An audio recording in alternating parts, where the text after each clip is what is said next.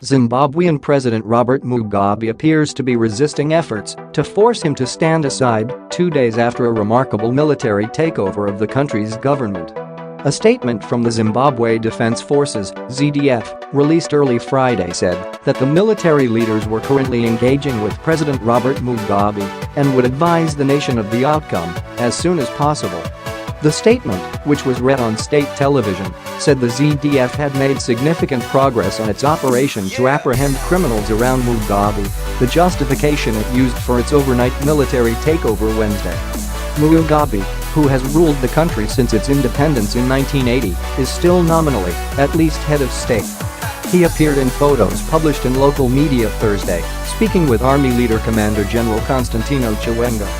It was the first time the 93-year-old leader had been seen since the military took control of key institutions, placing the aging leader under house arrest. Mugabe's wife, Grace Mugabe, however, has not been seen since the apparent coup.Political maneuvering by the couple to position Grace as Mugabe's heir apparent is at the heart of the political tumult in the southern African country. Last week Mugabe dismissed Vice President Emmerson Mnangagwa, a former ally, prompting Mnangagwa's military allies to act. Talks underway, no outcome has yet been announced of talks between Mugabe and military leaders after Wednesday's apparent coup. No sign of Mnangagwa, the powerful former vice president has strong support within the military, but has not been seen since the military takeover. Allies turn, the powerful War Veterans Association, longtime Mugabe allies, is planning to hold a rally Saturday in support of Mnangagwa. Tsvangirai, who served as prime minister under a power-sharing deal with Mugabe after a disputed election in 2008 until 2013, called on Mugabe to resign Thursday but was cautious in public about his future role. "I think it would appear that he's lost all power," Tsvangirai told CNN. The military said it's not a coup. Not a military takeover. What I can say is that it's unconstitutional. However, you want to describe it, it's unconstitutional because you can't force a change of government by any means other than through the ballot box. A source within Tsvangirai's MDC told CNN earlier that transition talks were underway, claiming that the embattled president's exit was a done deal. "There is a transition of power underway, and it has tacit agreement from regional powers," the source told CNN. Not too long ago, Mugabe's presidential guard would have died defending their leader.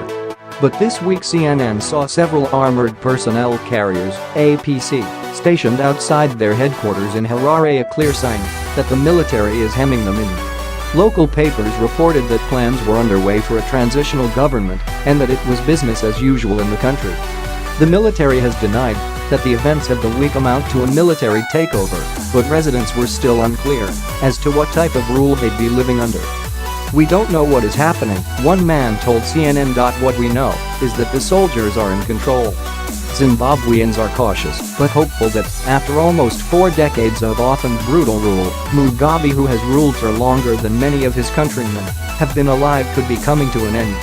"As far as people are concerned, they didn't see the light at the end of the tunnel," Tsvangirai said. Another Zimbabwean CNN spoke to said that Mugabe should leave office and end the economic ruination of the African country once known as Africa's breadbasket. "We need a new president," he said, peering through his car's window. "We need bread and butter." Mugabe's support appears to dwindling. Within Zimbabwean political circles, the powerful War Veterans Association, a longtime Mugabe ally, is planning to hold a rally supporting Mnangagwa. The ZANU-PF youth faction, formerly stalwart supporters of Grace Mugabe, issued an apology on state TV Thursday for criticizing the head of the armed forces. Mnangagwa himself was once a loyal ally of Mugabe. He served as the leader's right-hand man for his entire rule, and their relationship goes back to the country's fight for independence. While he has his supporters, there are many Zimbabweans who fear him, having facilitated Mugabe's brutal rule for so long. World leaders also appear to be tacitly supporting the attempt to dethrone Mugabe, with no real voices coming out to support the leader. In his remarks on the military's apparent coup, South Africa's Zuma did not condemn the takeover Wednesday, a stance widely seen as tacit support for a change of government in the country. A group of 115 civil society organizations called on Mugabe to peacefully step down and for the Southern African Development Community (SADC), which Zuma chairs, to step in as arbiter of the transition talks.